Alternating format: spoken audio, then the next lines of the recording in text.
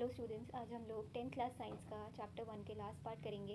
इसमें हमें third type of reaction बताया है, डिस्प्लेसमेंट रिएक्शन। डिस्प्लेसमेंट हमें नाम से ही पता चल रहा है कि कोई चीज़ अपनी जगह से डिस्प्लेस हो रही है। इसके लिए हमें एक्टिविटी से समझाया गया है। इस एक्टिविटी में हमें दो टेस्ट ट्यूब्स लेने हैं, टेस्ट ट्यूब ए और टेस्ट ट्यूब बी। दोनों में हमें कॉपर सल्फेट सोल्यूशन लेना है जो ब्लू कलर का होता है।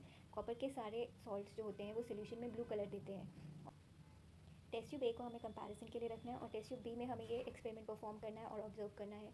इसके लिए हमें 3 आयरन नेल्स भी चाहिए, जिसमें से एक हम कंपैरिजन के लिए अलग रखेंगे और 2 को हम इसमें टेस्ट ट्यूब बी में डिप करके रखेंगे फॉर 20 मिनट्स। आफ्टर 20 मिनट्स जो रिएक्शन होगी उसमें क्या चेंजेस आएंगे वो हमें नेक्स्ट पेज में दिखाया है।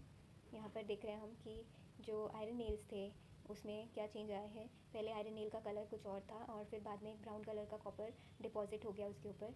और यहाँ पर टेस्ट ट्यूब ए दिखाया है कंपैरिजन के लिए, और टेस्ट ट्यूब बी में जो रिएक्शन के बाद हम देख रहे हैं कि टेस्ट ट्यूब बी में जो कलर है वो काफ़ी लाइट हो गया है आफ्टर द रिएक्शन। तो यहाँ पर एक्चुअली क्या हुआ कि ये जो टेस्ट ट्यूब ए और बी दोनों में हमने शुरुआत में कॉपर सल्फेट लिया था, तो कॉपर जो सोल्यूशन में था टेस्ट ट्यूब बी में वो आयरन के ऊपर जाके डिपॉजिट हो गया और आयरन जो था नेल में से निकल के सोल्यूशन में आ गया। और इसके लिए हमें रिएक्शन बताई यहाँ पे, जो Fe सॉलिड स्टेट में ये नेल के लिए लिखा है, plus copper sulphate aqueous state में, क्योंकि ये क्रिस्टल्स होते हैं और डिजॉल्व होते हैं वाटर में, तो copper sulphate aqueous gives ferrous sulphate. तो यहाँ हम देख रहे हैं कि आयरन का Fe ने कॉपर सल्फेट में Cu को हटा के अपनी जगह वहाँ पे बना ली और फेरस सल्फेट बन गया कॉपर सल्फेट, और ये भी हमें एक्वस मिल रहा है। फिर इसके बाद कॉपर अलग हो गया सॉलिड स्टेट में, जो कि आयरन नेल के ऊपर जाके डिपॉजिट हो गया। अब ये रिएक्शन, सेम रिएक्शन हमें कॉपर सल्फेट का जिंक के साथ भी मिलता है। ऐसा क्यों हो रहा है? क्योंकि जिंक जो है कॉपर से ज़्यादा रिएक्टिव है, तो जिंक भी सेम Fe के जैसे कॉपर को सोल्यूशन में से रिमूव कर देता है, डिस्प्लेस कर देता है और उसकी जगह आ जाता है। तो जिंक सल्फेट हमें मिलता है प्रोडक्ट्स में और अलग से फ्री कॉपर सॉलिड स्टेट में। और एक और रिएक्शन है डिस्प्लेसमेंट की, जिसमें लेड कॉपर के क्लोराइड सॉल्ट को, मतलब कॉपर क्लोराइड सोल्यूशन में कॉपर को रिमूव करके उसकी जगह आ रहा है, तो यहाँ बन रहा है लेड क्लोराइड प्लस कॉपर। तो इन तीनों रिएक्शंस में हमने देखा कि कॉपर जो है सबसे कम रिएक्टिव है और ये 3 एलिमेंट्स जो है कॉपर से ज़्यादा रिएक्टिव है और वो उसको डिस्प्लेस कर सकते हैं। तो ये रिएक्टिविटी सीरीज़ जो हमने पहले पढ़ी हुई है उसी का एक एप्लीकेशन है कि कॉपर, क्योंकि हम देख रहे हैं यहाँ पर हर एक रिएक्शन में डिस्प्लेस किया जा रहा है, उसको अकेला छोड़ा जा रहा है। आप कैसे भी इसको याद कर सकते हैं। तो कोई भी अगर एलिमेंट कॉपर से ज़्यादा रिएक्टिव है या किसी भी और एलिमेंट से ज़्यादा रिएक्टिव है, तो जो ज़्यादा रिएक्टिव एलिमेंट होगा वो उसको रिप्लेस कर देगा, डिस्प्लेस कर देगा, और उस रिएक्शन को हम बोलेंगे डिस्प्लेसमेंट रिएक्शन। अब इसी के बाद नेक्स्ट एक और टाइप है रिएक्शंस का, ये है डबल डिस्प्लेसमेंट रिएक्शन। इसमें भी हमें पता चल रहा है नाम से, डबल डिस्प्लेसमेंट में जो दो कंपाउंड्स है आपस में एक्सचेंज कर रहे हैं अपने आयंस को। इसके लिए हमें जो एक्टिविटी बताई है उसमें एक टेस्ट ट्यूब में हमें लेना है बेरियम क्लोराइड का सोल्यूशन और दूसरे टेस्ट ट्यूब में लेना है सोडियम सल्फेट का सोल्यूशन, जिसको हम टेस्ट ट्यूब की वॉल्स के थ्रू ड्रॉप वाइज ऐड करेंगे। और एकदम से ऐड नहीं करेंगे, नहीं तो फिर हमें रिएक्शन का पता नहीं चलेगा। तो धीरे धीरे ऐड करने से, ड्रॉप वाइज ऐड करने से एक वाइट कलर की प्रेसिपिटेट मिलती है। और उसके लिए रिएक्शन हमें यहाँ बताई है sodium sulphate aqueous plus barium chloride aqueous gives barium sulphate solid state में, ये जो प्रेसिपिटेट बनता है वो सॉलिड स्टेट में बनता है, और NaCl एक्वस, NaCl जो होता है वो डिजॉल्व स्टेट में रहता है इसमें। तो एक्चुअली यहाँ पर जो दो सोल्यूशंस को हमने मिक्स किया और ड्रॉप वाइज मिक्स करने के बाद हमें एक प्रेसिपिटेट मिलता है। प्रेसिपिटेट वो लेयर है जो मिक्स नहीं होती है, अलग से दिखती है, इसलिए यहाँ पर सॉलिड स्टेट में दिखाया। और एक्वस स्टेट में जो सॉल्ट था वो है सोडियम क्लोराइड, जो कॉमन सॉल्ट होता है। अब इसमें क्या देख रहे हैं हम कि जो सोडियम और बेरियम के सॉल्ट्स हैं उन्होंने आपस में अपने एनायंस को एक्सचेंज कर लिया है। मतलब कि यहाँ पर जो कैटायन है सोडियम और यहाँ पर बेरियम, यहाँ अनायंस है सल्फेट और क्लोराइड, इन दोनों ने आपस में अपने एनायंस को जो बाद में लिखे जाते हैं उनको एक्सचेंज कर लिया है। तो इसलिए हम देख रहे हैं कि उनके नाम में भी वही चेंज आया है और सरनेम्स वही चेंज हो गया। तो सोडियम ने क्लोराइड के साथ मिलकर सोडियम क्लोराइड बनाया और बेरियम ने सल्फेट के साथ मिलकर बेरियम सल्फेट बनाया। तो यहाँ पर हम नाम में भी देख सकते हैं कि दोनों ने अपना सरनेम चेंज कर लिया जैसे। तो ये है एक एग्जाम्पल डबल डिस्प्लेसमेंट का, जिसमें कि दो कंपाउंड्स आपस में अपने आयंस को इंटरचेंज करते हैं। तो इसलिए आपको एक आइडिया मिल जाता है, एक हिंट है। कभी भी एक रिएक्शन में अगर आप देख रहे हो कि नाम में चेंजेस आ रहे हैं तो वो एग्जांपल है डबल डिस्प्लेसमेंट का। या अगर सिंगल डिस्प्लेसमेंट हो रही है तो वो होगा डिस्प्लेसमेंट रिएक्शन, जैसे कि यहाँ पर हो रहा था कॉपर सल्फेट से आयरन सल्फेट, कॉपर सल्फेट से जिंक सल्फेट, या कॉपर क्लोराइड से lead chloride.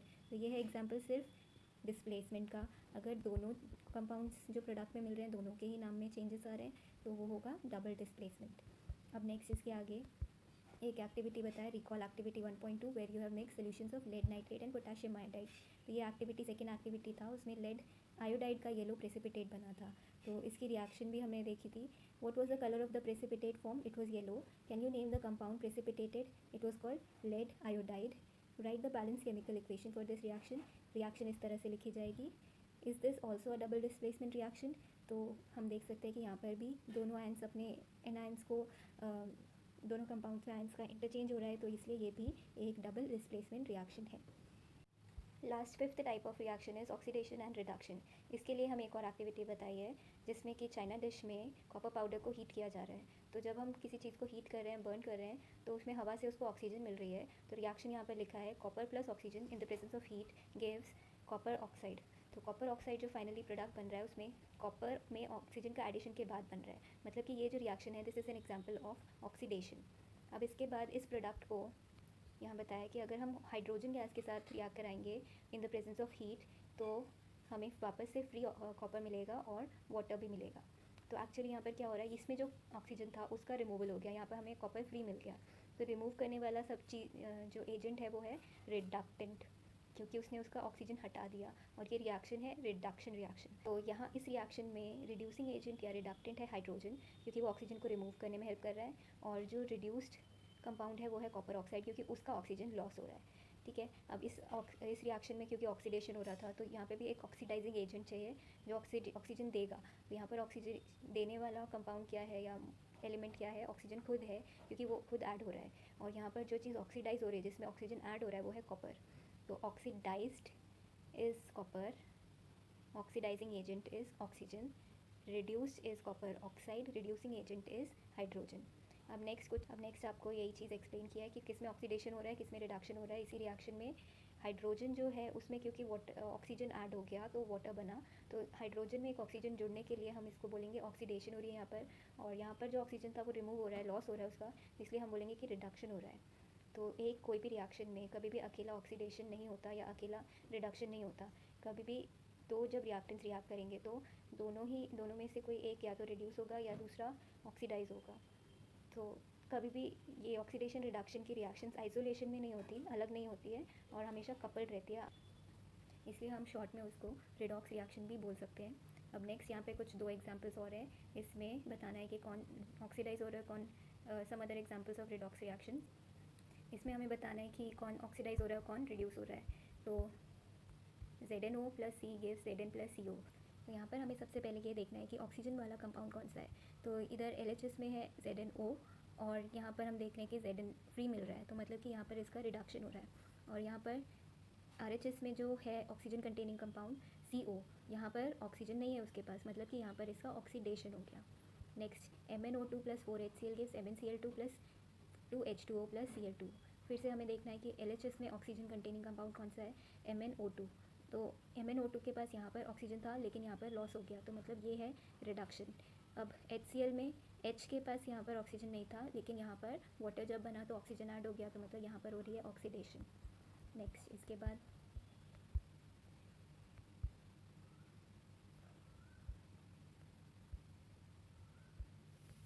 recall activity 1.1 where a magnesium ribbon burns with a dazzling flame in air oxygen and changes into a white substance magnesium oxide. Is magnesium being oxidized or reduced in this reaction? ये reaction हमें याद है कि magnesium जब burn हुआ था उसमें oxygen add हुआ था, तो reaction was Mg plus O2 gives MgO। तो यहाँ पर भी क्योंकि ऑक्सीजन ऐड हो रही है तो वो है ऑक्सीडेशन का एग्जाम्पल। तो ऑक्सीडाइज है Mg, ऑक्सीडाइजिंग एजेंट है O2। Last topic, have you observed the effects of oxidation reactions in everyday life? Corrosion. You must have observed that iron articles are shiny when new but get coated with a reddish brown powder when left for some time. This process is commonly known as rusting of iron. तो rusting of iron का scientific name क्या है? corrosion. मतलब कि जब iron की चीज़ों में जंग लग जाता है.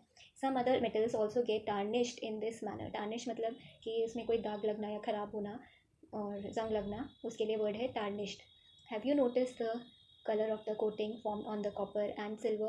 So copper और silver में भी इस तरह के corrosion होती है। तो copper में थोड़ा greenish color में आता है और silver में black हो जाता है। When a metal is attacked by substances around it such as moisture, acids, etc., it is said to corrode, and this process is called corrosion. The black coating on silver and the green coating on copper are other examples of corrosion. तो corrosion एक process है जिसमें कोई भी metal की चीज़ को जब moisture या एसिड से रिएक्ट कराया जाता है, या वो नॉर्मली एयर में जितना भी वाटर वेपर की फॉर्म में प्रेजेंट है मॉइस्चर है, उससे जब वो रिएक्ट करती है और उसके बाद जो उसके कलर चेंज होते हैं, उस प्रोसेस को हम बोलते हैं corrosion. Corrosion causes damage to car bodies, bridges, iron railings, ships, and to all objects made of metal, especially those of iron. Corrosion of iron is a serious problem. Every year, an enormous amount of money is spent to replace damaged iron. You will learn more about corrosion in chapter 3. So corrosion काफ़ी एक damaging process है, और इससे हमें financially losses होते हैं, क्योंकि car bodies और ये सब जब पुराने हो जाते हैं उसमें काफ़ी जंग लग जाता है, तो उन्हें रिप्लेस करना पड़ता है। और इस चीज़ को प्रिवेंट करने के लिए, इसे अवॉइड करने के लिए हमारे पास जो मेथड्स हैं वो हम नेक्स्ट चैप्टर 3 में पढ़ेंगे, जैसे कि कोई दूसरे मेटल की प्लेटिंग करना या फिर पेंटिंग करना। Next topic, rancidity. Have you ever tested और स्मेल्ड द फैट और oil containing food materials left for a long time? जैसे कि कभी आपने देखा होगा चिप्स या बिस्किट के पैकेट अगर खुले छूट जाते हैं तो वो काफ़ी 1-2 दिन में उसका टेस्ट भी ख़राब हो जाता है और वो सॉगी भी हो जाते हैं। So when fats and oils are oxidise they become rancid. मतलब क्या हुआ, वहाँ पे ऑक्सीजन के साथ रिएक्शन हो गया फैट्स एंड ऑयल्स का जो भी उस फूड में था, और वो रैंसिड बन गए, मतलब कि ख़राब हो गए। And their smell and taste changes. Usually substances which prevent oxidation, जो ऑक्सीडेशन प्रिवेंट करते हैं उसके अगेंस्ट हैं, एंटी है, तो इसलिए टर्म है एंटी ऑक्सीडेंट्स। एंटी का मतलब होता है जो किसी के अगेंस्ट है, तो एंटी ऑक्सीडेंट मतलब जो प्रिवेंट करता है oxidation. when usually substances which prevent oxidation are added to foods containing fats and oil। तो यूजुअली जो भी fats and oils containing food होता है उसमें एंटीऑक्सीडेंट्स ऐड किए जाते हैं आर्टिफिशियली भी। Keeping food in an airtight container helps to slow down oxidation. तो इसलिए कहा जाता है कि बिस्किट्स एक बार खोलने के बाद या नमकीन एक बार खोलने के बाद उसको एयर टाइट कंटेनर में रखना चाहिए, नहीं तो फिर थोड़े दिन में वो ख़राब हो जाएगा और सॉगी हो जाएगा। Do you know that chips manufacturers usually flush bags of chips with gas such as nitrogen to prevent chips from getting oxidise? तो नाइट्रोजन गैस क्यों यूज़ किया जाता है? बिकॉज आपको मालूम है एयर में most of the gases nitrogen, ये एक नोबल गैस की तरह एक्ट करता है, बिल्कुल भी रिएक्ट नहीं करता, बहुत हाई टेम्परेचर या प्रेशर पे ही रिएक्ट करता है चीज़ों के साथ। तो क्योंकि ये एक नॉन रिएक्टिव गैस है नॉर्मल टेम्परेचर पे, इसलिए चिप्स या ऐसी चीज़ों के पैकेट्स में ये गैस भरा जाता है ताकि वो लंबे समय तक उसको हम यूज़ कर सकें या उसकी शेल्फ लाइफ लंबी हो सके। नेक्स्ट इसके बाद क्वेश्चन है। First question, why does the colour of copper sulphate solution change when an iron nail is dipped in it? क्योंकि वहाँ पर रिएक्शन हुआ था तो कॉपर सल्फेट सोल्यूशन से कॉपर निकल गया, इसलिए उसका कलर लाइट हो। Second question, given example of a double displacement reaction other than the one given in activity 1.10। ये वाली लेड नाइट्रेट और पोटाशियम आयोडाइड की रिएक्शन, ये भी डबल डिस्प्लेसमेंट की रिएक्शन है। Last third question, identify the substances that are oxidise and substances that are reduce in the following reactions. ये सबसे इजी क्वेश्चन है। अब हमें बताना है कि कौन सा ऑक्सीडाइज हुआ और कौन रिड्यूस हुआ। यहाँ पर देख रहे हैं हम Na जो है उसमें ऑक्सीजन ऐड हुआ है, तो ऑक्सीडाइज ये हुआ है, और रिड्यूस कौन हुआ है? ऑक्सीजन, क्योंकि उसने अपना एक ऑक्सीजन इसको दे दिया या इसके साथ वो कंबाइन हो गया है। ठीक है, नेक्स्ट इसमें कॉपर ऑक्साइड था, इसने अपना ऑक्सीजन लूज़ कर दिया, तो ये क्या हो गया? रिड्यूस हो गया। और ये जो है इसने ऑक्सीजन गेन किया यहाँ पे, तो हाइड्रोजन जो यहाँ पर है ऑक्सीडाइज हो गया। आई होप ये क्वेश्चन आपको क्लियर है, और अगर इस चैप्टर में कोई भी क्वेश्चन है या इसके बाद एक्सरसाइजेस में भी कोई क्वेश्चन अगर आपको नहीं समझ में आ रहा तो आप मुझे बाद में कमेंट सेक्शन में पूछ सकते हैं। Thank you.